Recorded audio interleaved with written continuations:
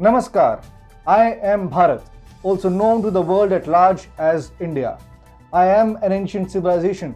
In fact, ancient is a weak word to describe me. For ages, I have espoused world peace and welfare. I have given birth to wisest of sages and men of infinite wisdom who strive for peace.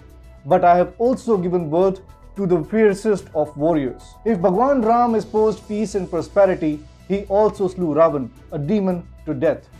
Bhagwan Shri Krishna tried his best to avert a war between the Pandavas and Kauravas. But when it came down to the wire, Bhagwan Krishna also revealed the Bhagavad Gita to Arjun, who went on to fight one of the biggest wars mankind has ever seen. Even today, the Indian civilization espouses peace and prosperity in the world. But if anyone tries to lay his hands upon our territory, the Indian armed forces will unleash all of their fury upon them.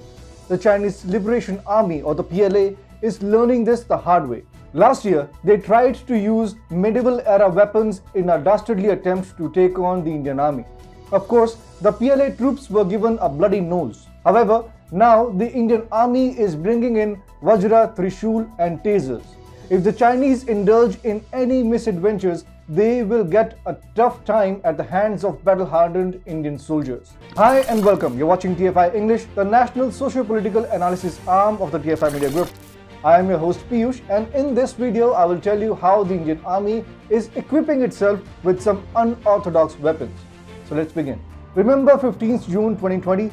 This was the day when the Indian army and the Chinese PLA clashed with each other at the Galwan Valley. 20 Indian soldiers had given the supreme sacrifice in a nasty face-off, whereas around 45 Chinese troops were estimated to have been hacked to death. The Chinese had faced heavy casualties last year despite their dastardly attempt to take on the Indian soldiers with medieval-era sharp weapons.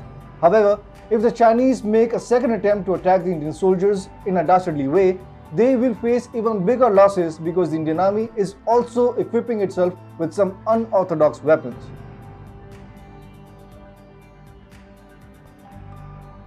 India and China have a no-gun treaty as per two agreements signed in 1996 and 2005.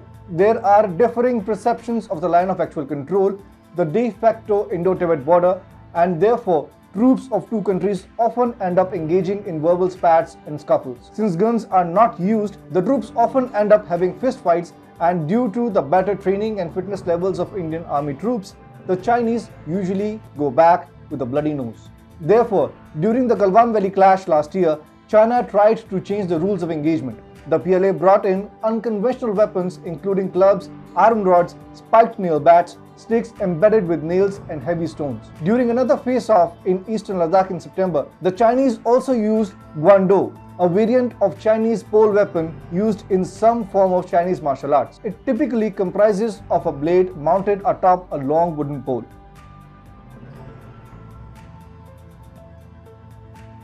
China was looking to bully India, so it came up with unconventional weapons. However, the Chinese PLA was still no match for the Indian army in terms of valor, professionalism and combat.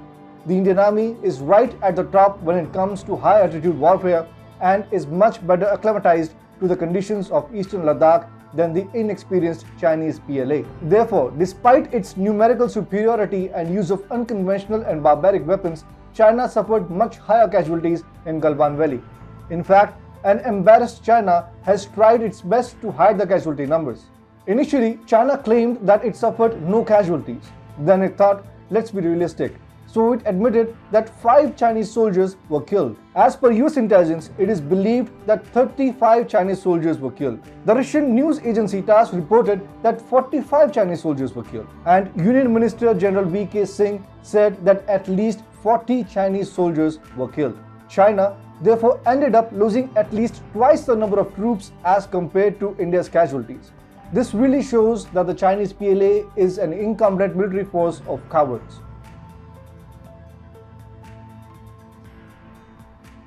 Well, if China thinks it can use medieval weapons to bully India, it should not forget that Indians know the art of warfare and have been using weapons for ages. In fact, an Uttar Pradesh-based firm has developed non-lethal weapons like Trishul, Vajra and a tasing equipment called Sapper Punch for Indian Army. Mohit Kumar, Chief Technology Officer of Epsilon Private Limited, told ANI, "We were asked by the Indian security forces to develop non-lethal equipment after the Chinese used wired sticks and tasers against our soldiers in the Galwan clash. We could also see the Chinese showing their traditional weapons during deployments. These weapons have historical significance in India." Trishul, a short-handed weapon, is mounted on metal stick with 3 pointed heads. It is the principal weapon of Bhagwan Shiva and is also one of the weapons used by Mother Goddess Durga to slay demonic forces. Vajra or thunderbolt is associated with Indra, the god of rain, storm and lightning.